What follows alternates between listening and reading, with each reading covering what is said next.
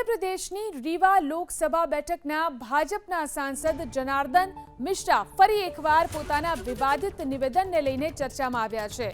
રીવા airport પર આયોજિત એક કાર્યક્રમ દરમિયાન ઇથેનોલ મિશ્રણ અને શુદ્ધ પેટ્રોલની માંગ કરનારાઓ પર તેમણે જાહેર મંચ પરથી અત્યંત મર્યાદાહીન ટિપ્પણી કરી। રીવા એરપોર્ટ પર કોલકાતા રીવા ભોપાલ હવાઈ સેવાનો પ્રારંભ કરાવવાનો કાર્યક્રમ યોજાયો હતો। આ કાર્યક્રમમાં કેન્દ્ર સરકાર અને પ્રધાનમંત્રી નરેન્દ્ર મોદીની નીતિઓ અને વિકાસ કાર્યોની પ્રશંસા કરતા સાંસદ જનાર્દન મિશ્રાએ પેટ્રોલમાં 20% ઇથેનોલ મિશ્રણની નીતિનું જોરદાર સમર્થન કર્યું હતું। તેમણે બ્રાઝિલનું ઉદાહરણ આપતા કહ્યું કે ભારતીય વાહનો પણ ઇથેનોલ પર ચાલવા માટે સક્ષમ છે। ઇથેનોલ મિશ્રણનો વિરોધ કરનારા અને શુદ્ધ પેટ્રોલની માંગ કરનારા ઉપર નિશાન સાધતા સાંસદ જનાર્દન મિશ્રાએ મર્યાદા વટાવી દીધી હતી। તેમણે મંચ પરથી ઉશ્કેરાઈને કહ્યું, શુદ્ધ પેટ્રોલ શું તમારા બાપના ઘરેથી આવશે?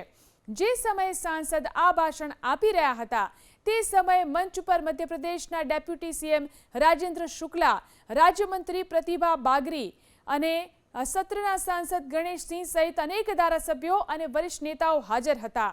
જનાર્દન મિશ્રા અગાઉ પણ અનેક વખત પોતાના અજીબોગરીબ અને અસંસ્કારી નિવેદનોને કારણે રાષ્ટ્રીય સ્તરે વિવાદ સર્જી ચૂક્યા છે।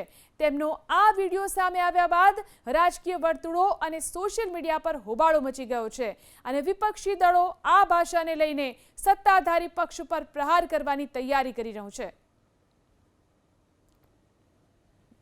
तो आंदोलन हो रहा कि नहीं एथेनॉल न चली, केवल शुद्ध पेट्रोल चली। शुद्ध पेट्रोल तो हमारे बाप कहीं से आई? शुद्ध पेट्रोल है ही नहीं देश में, तो कहां से आई? मोदी जी कहा था कि एथेनॉल मिला हुआ 20%, तो आंदोलन हो रहा कि नहीं एथेनॉल न चली, केवल शुद्ध पेट्रोल चली। शुद्ध पेट्रोल तो हमारे बाप कहीं से आई?